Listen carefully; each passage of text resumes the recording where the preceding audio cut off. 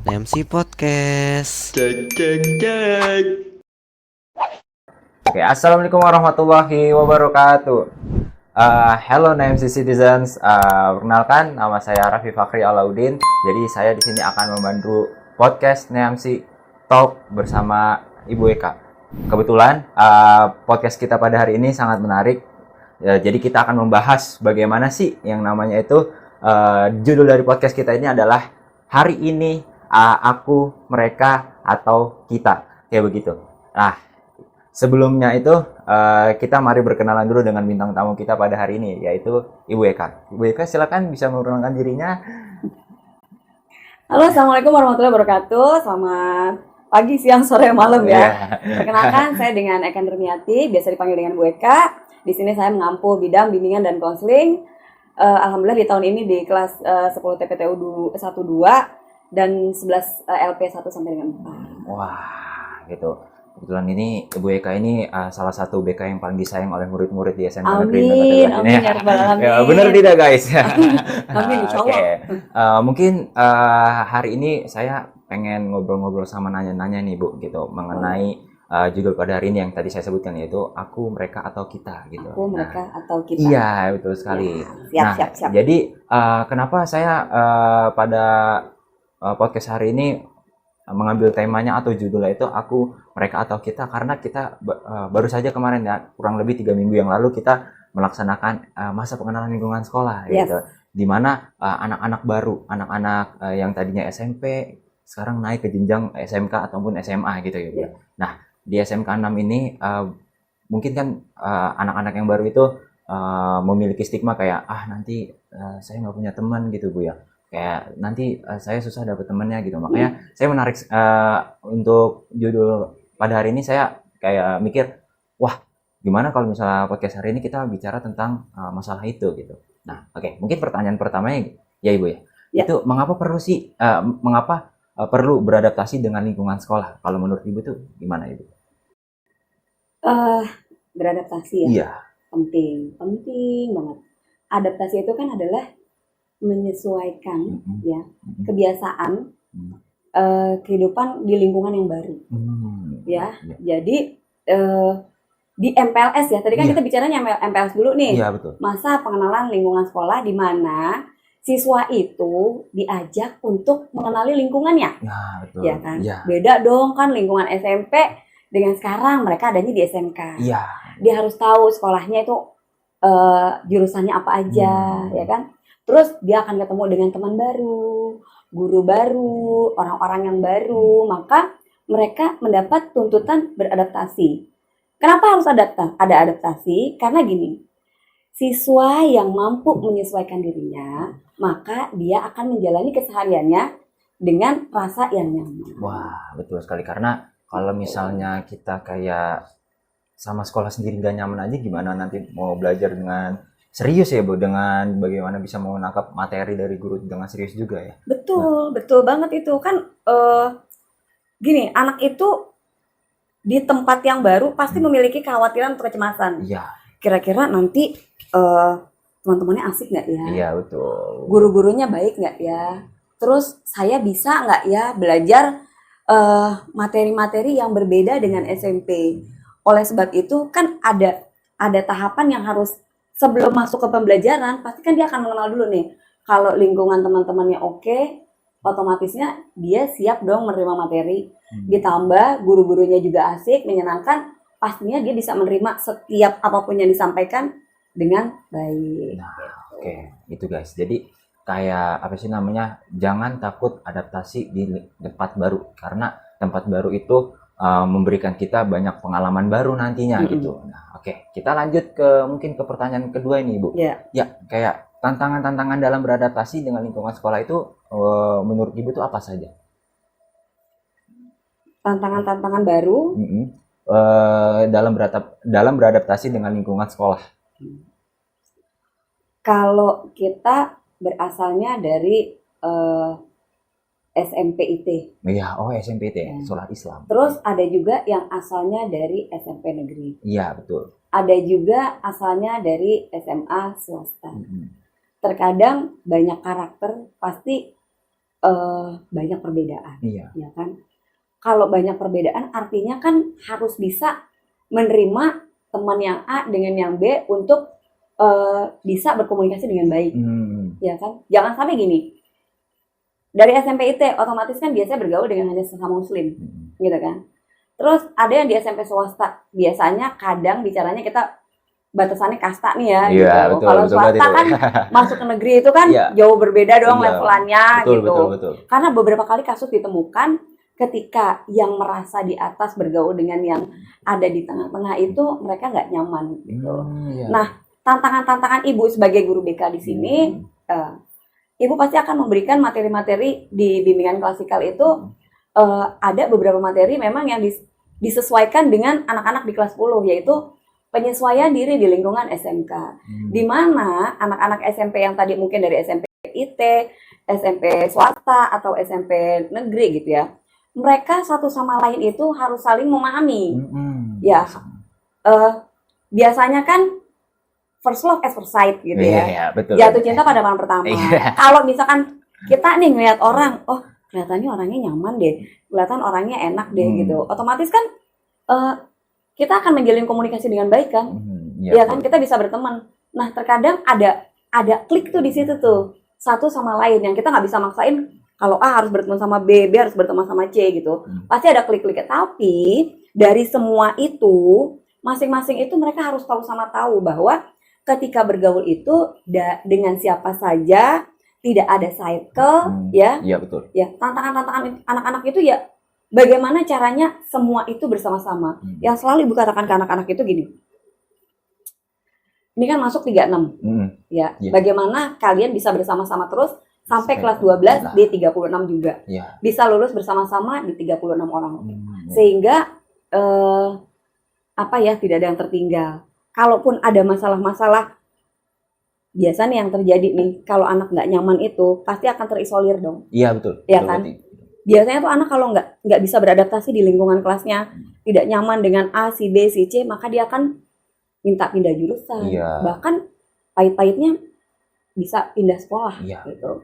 Nah, ibu ngerangkul anak-anak supaya mereka mempunyai satu visi, satu misi gitu, bahwa ya tadi kalau kata Bu Eka, bagaimana caranya kita bisa sama bareng-bareng terus sampai kelas 12, jadi nggak ada tuh kesenjangan, nggak ada tuh perbedaan. Kita semua sama, tujuannya sama, belajar di SMK 6 untuk menjadi yang lebih baik, mendapatkan ilmu sebanyak-banyaknya. Wah, itu betul banget itu. Karena kalau kita beradaptasi di lingkungan sekolah itu kan kayak tantangannya emang banyak banget ya, Bu ya. Jadi kalau mungkin yang tadi Bu bilang ya kayak SMP IT atau SMP swasta, mungkin ya kayak saya sih ngerasain banget Bu kalau yang di SMP swasta itu ketika masuk ke SMK 6 gitu, ketika masuk ke lingkungan baru terus ketemu teman-teman yang mungkin mohon maaf ada di bawahnya itu ya, emang mungkin secara first impression dia pasti akan kayak ngerasa nggak nyaman sih. Cuman bukan tentang gak nyamannya sih kalau kata saya, tapi tentang bagaimana kita dapat menerima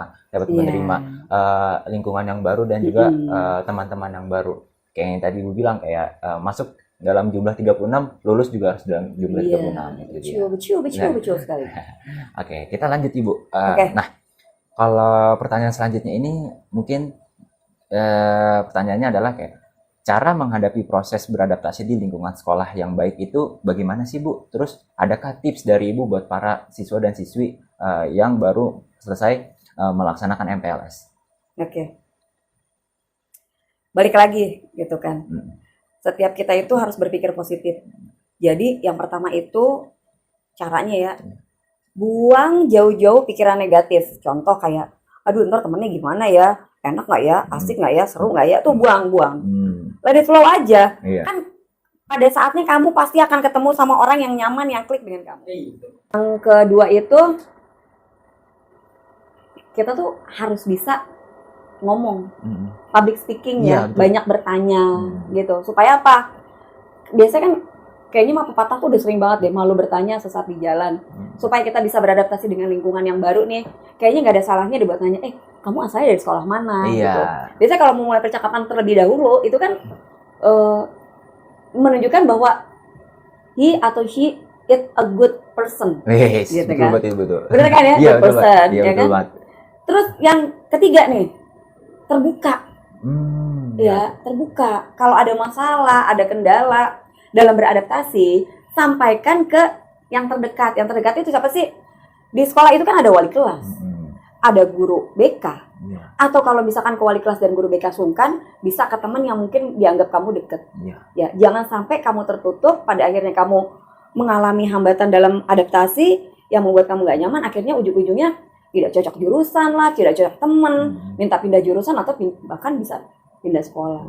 Jadi jangan sampai itu terjadi, supaya itu nggak terjadi ya harus bisa beradaptasi dengan 3 yang tadi. Gitu. Benar kata Bu Eka tadi, bilang kita harus bisa public speak ya, atau mungkin berkomunikasi, karena kan kayak dalam sebuah hubungan aja komunikasi adalah kunci ya Bu ya. Betul, Karena betul. kalau misalnya nggak ada komunikasi pasti kan nanti ada kesenjangan, ntar bisa membuat kerenggangan hubungan. Sama kayak kita untuk berteman, pasti kalau misalnya kita mau mengenal lebih jauhnya lingkungan kita, teman kita, udah pasti kita harus berkomunikasi gitu. Oke. Mungkin kita lanjut aja nih Bu, ke pertanyaan selanjutnya itu kayak bagaimana sih peran guru, orang tua atau teman dalam memfasilitasi dan mendukung proses adaptasi siswa di sekolah, dan apa pengaruhnya Ibu?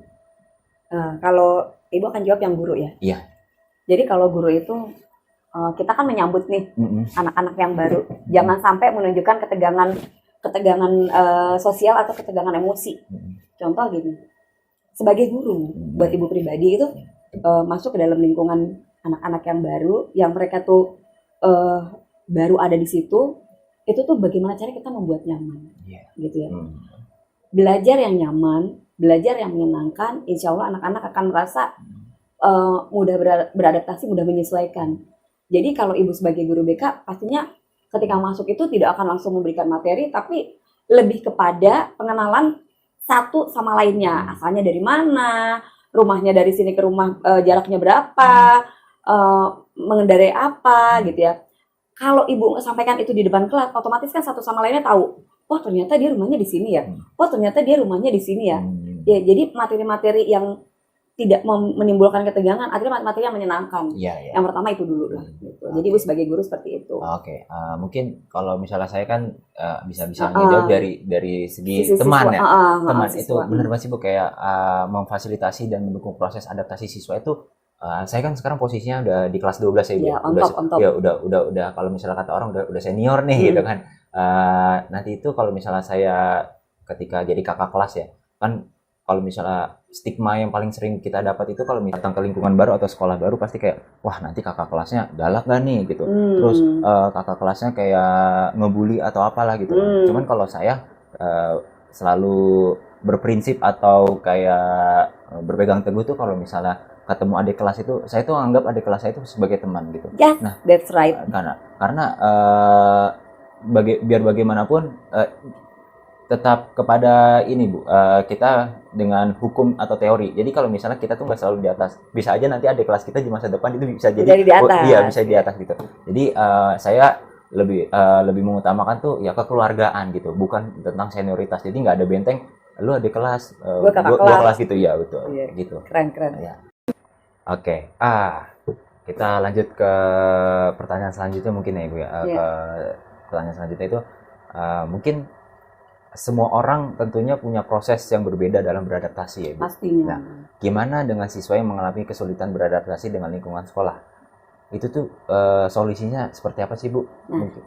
Mungkin kan kayak kalau siswa itu kita kenal dengan yang sifat namanya ada yang introvert, ada yang extrovert. Nah, biasanya kayak gini kan yang introvert. Kalau menurut Ibu tuh solusinya bagaimana sih Bu? Kalau dalam bidang bimbingan dan konseling ya, Ibu sendiri itu punya alat ukur. Jadi kita tim BK itu punya alat ukur yang disebut dengan instrumen tugas perkembangan. Di mana ketika anak-anak mencoba menyelesaikan dari 77 butir yang kita sampaikan kepada anak, akan terukur deh tuh, ada anak yang introvert, ada anak yang extrovert. Terus kelihatan juga nih kasat mata nih, anak yang bisa bersosialisasi sama yang nggak bisa, ya kan? Anak yang introvert dan extrovert. Biasanya kita tim BK ya, itu punya trik, punya cara yang ampuh lah ya. Yang pertama itu kita pasti akan adakan konseling pribadi atau konseling individu. Nah, kita akan cari tahu latar belakang, terus kenapa sih dia introvert, dan selain konseling individu kan kita memberikan bimbingan klasikal tuh ya, Iya. materi-materi yang sesuai dengan kebutuhan-kebutuhan si peserta didik. Terus biasanya ibu juga melibatkan bukan beberapa sih, satu kelas lah ya, Iya. untuk berkolaborasi, untuk mencoba membuat si orang yang tadi disebut introvert atau terisolir gitu ya, Betul. nggak populer Iya. gitu, untuk bisa nyaman ada di kelas. Itu ada cara-caranya yang pada akhirnya kelas itu akan terbentuk menjadi kelas yang solid. Iya, betul. Solid. Gitu. Hmm. Jadi kita dari tim BK punya alat ukur itu. Iya. Karena betul sekali sih kalau anak-anak introvert itu ya Bu, kalau misalnya dari pandangan saya itu justru berbahaya. Karena apa? Kalau misalnya introvert, mereka tuh kan nggak berani ngomong ya. Takutnya kalau mereka punya masalah mendem itu, jadi ntar bisa melakukan hal yang lebih jauh atau makanya dibutuhkan konseling individu Iya, ya. betul banget itu. Karena mereka itu introvert itu mungkin ngerasa kurang nyaman dengan lingkungannya gitu. Ketika pengen mengobrol dengan teman-temannya atau seseorang, pasti mereka nyari yang pas gitu, yang pas dan mungkin sabar menghadapi mereka ya Bu ya. Biasanya yang sepemahaman. Iya, yang sepemahaman gitu.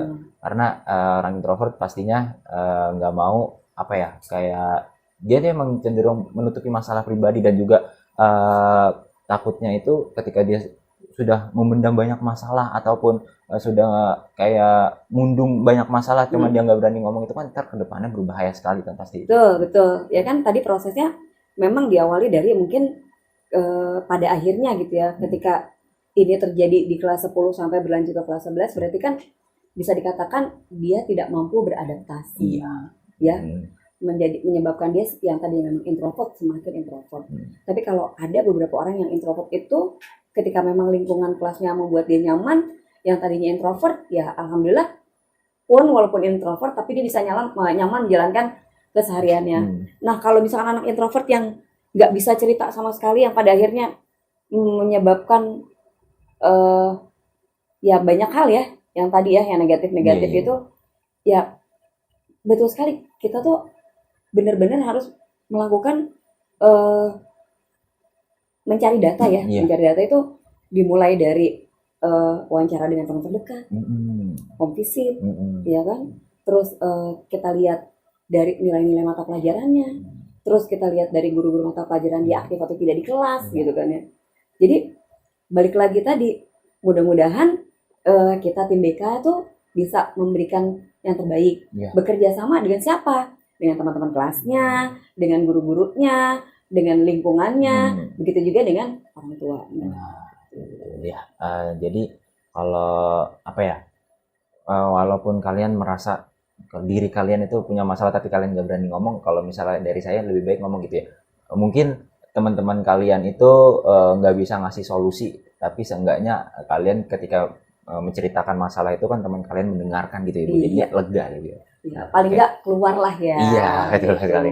Iya, oke, kita mungkin lanjut ke pertanyaan terakhir nih Bu. Dampak positif atau manfaat apa sih bagi para siswa jika berhasil dalam beradaptasi di lingkungan sekolah? Ketika kita bisa beradaptasi dengan lingkungan sekolah, otomatis kita bisa menjadi pribadi yang confidence, memiliki percaya diri. Kalau udah pede, pastinya bisa berprestasi. Keuntungannya banyak kalau bisa beradaptasi ya. Punya banyak teman, dikenal sama guru, aktif di organisasi Contohnya Kak Raffi sendiri deh, kan? Ini contoh anak yang bisa beradaptasi dengan lingkungannya. Yang poinnya adalah ketika anak itu bisa beradaptasi, maka dia bisa menjadi siswa yang berprestasi. Amin, Allah jadi siswa berprestasi.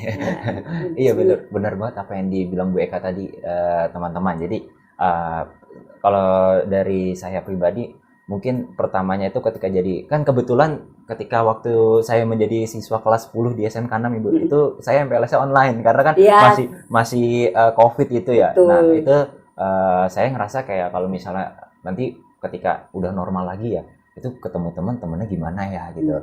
Terus sekolahnya gimana ya. Terus yang paling banyak itu ya Bu ya, pikiran saya yang bikin saya overthinking itu Bu ya. Karena kan dulu kan saya pas selesai SMP itu saya pengennya SMA ya Bu ya, karena saya pengen masuk IPS gitu. Cuman orang tua menyuruh saya gitu, mengarahkan saya untuk SMK. Cuman yang namanya orang tua kan tahu yang terbaik untuk anaknya.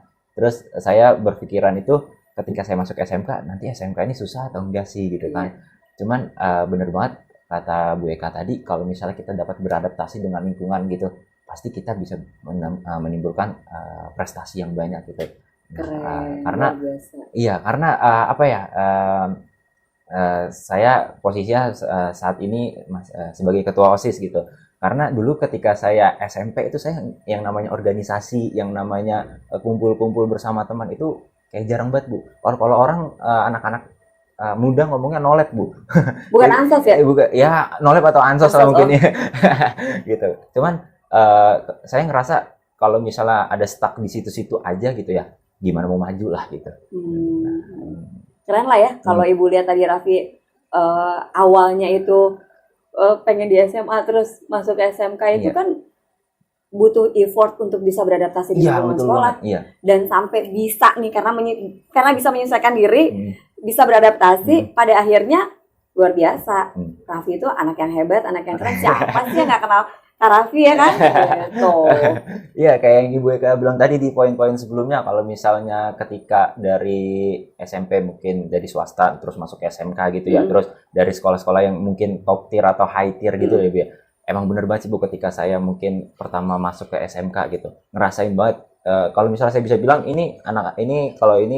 posisi teman-teman saya pas di SMP, ini posisi teman-teman saya pas di SMK gitu, Iya. karena perbedaan jauh banget Iya Bu, kayak dong. karakter dan sifatnya gitu. Betul. Dulu tuh mungkin kayak gini nih, teman-teman saya tuh ketika SMP kan emang rata-rata ya, bukannya saya membicarakan tentang ekonomi atau apa ya, mereka tuh kalau misalnya ngerjain tugas ya nongkrongnya di Starbucks gitu kan. Pokoknya high class lah Iya, ya. high class gitulah. Terus satu kelas itu yang punya iPhone itu bisa hampir setengahnya gitu loh. Nah, gitu. Cuman kalau dimasuk di SMK kan, saya tuh justru ketika berada di SMK ini saya tuh diajari bagaimana cara memandang dunia dari sisi yang lain gitu. Jadi banyak bersyukur dong. Iya, jadi banyak bersyukur gitu. Banyak bersyukur Iya. ya.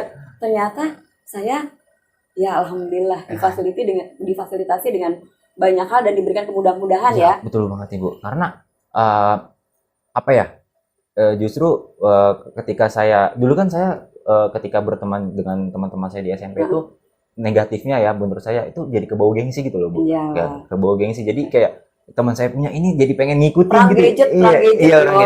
gadget, Pengen ngikutin gitu. Cuman ketika semakin saya dewasa gitu ya, semakin saya bertambah umur gitu, saya berpikir sekarang tuh bukan tentang gengsi sih Bu, tapi tentang bagaimana kita bisa menambah ilmu, bisa menambah pengalaman juga. Karena apa? Nanti yang sesungguhnya itu adalah di masa depan gitu. Bagaimana kita bisa mengarungi dunia yang memang berat ini ya Ibu ya. Pastinya kan kita juga anak-anak muda, atau mungkin Ibu sendiri masih punya cita-cita pastinya kan Bu. Iya, pastinya pengen dong cita-citanya tercapai. Dan kalau saya pribadi sih cita-citanya pengen jadi orang sukses lah gitu. Yang pastinya bermanfaat bagi sekitar. Iya, betul banget Ibu. Oke, mungkin tadi kurang lebihnya sih podcast yang tersaji pada hari ini. Mungkin sebelum kita tutup Ibu, ada nggak sih pesan-pesan untuk anak-anak SMK 6, nggak hanya untuk anak-anak kelas 10 yang baru ya Ibu, tapi untuk anak kelas 11 dan kelas 12 juga gitu. Bagaimana pesan-pesan atau motivasi dari Ibu itu bagaimana untuk anak-anak di SMK Negeri 6 Kota Bekasi ini? Ya. Simpel ya kalau Ibu mah. Dari dulu sih sebenarnya ini boleh jadi motivasi, tapi ini sebenarnya ada moto hidup ya. Iya. This life it's so beautiful. Wis, betul. Don't make this life so difficult. Jadi pada dasarnya hidup itu udah bagus banget, udah indah banget. Karena segala sesuatunya itu udah tercatat di Lauhul Mahfuz. Ya kan ya. Jadi hidup yang indah ini jangan dibuat menjadi susah. Jadi kalau buat Ibu pribadi, masalah apa sih masalah? Masalah bukan masalah. Jadi kalau ada masalah, ya nggak masalah. Buat anak-anak SMK Negeri 6 Kota Bekasi dari kelas 10 sampai kelas 12, mudah-mudahan Allah mudahkan langkah menggapai cita, menjadi sukses, terus menjadi orang yang luar biasa dan bermanfaat bagi sekitar. Wah, gitu. Keren banget tuh guys. Jadi apa yang tadi dibilang Bu Eka. Jadi kalau misalnya punya masalah ya udahlah, jalanin aja, nggak usah dibawa pusing gitu. Kan biasanya kan kalau anak-anak muda gitu, kalau misalnya punya masalah ntar curhat di medsos gitu. Iya, iya. Aduh, masalah gue berat banget nih. Iya, iya. Terus kayak ntar curhat. Dan itu remaja banget. Iya, Iya. gitu. Karena kalau di Islam gitu kan kita pastinya diajarkan bersyukur gitu loh. Punya masalah ya ambil air wudhu, sholat gitu kan. Yes. Karena kita punya Allah Subhanahu wa taala, benar. Betul. Oke, mungkin sekiranya sekian untuk episode pada hari ini. Saya berterima kasih banget ini sama Bu Eka Raffi. gini, karena apa yang tadi disampaikan oleh Bu Eka ini benar-benar bisa membangun motivasi bagi kita ya untuk terus maju gitu. Amin. Dan juga untuk adik-adik kelas nih yang sekarang jadi siswa baru di SMK Negeri 6 itu jadi lebih pede dong bisa menggapai prestasi. Mungkin nanti adik-adik kelas ini ada yang bisa menggantikan saya sebagai ketua OSIS juga ya Bu ya. Pastinya. Oke, mungkin sekian, kurang lebihnya mohon maaf. Bye. I know gold is not enough. She's a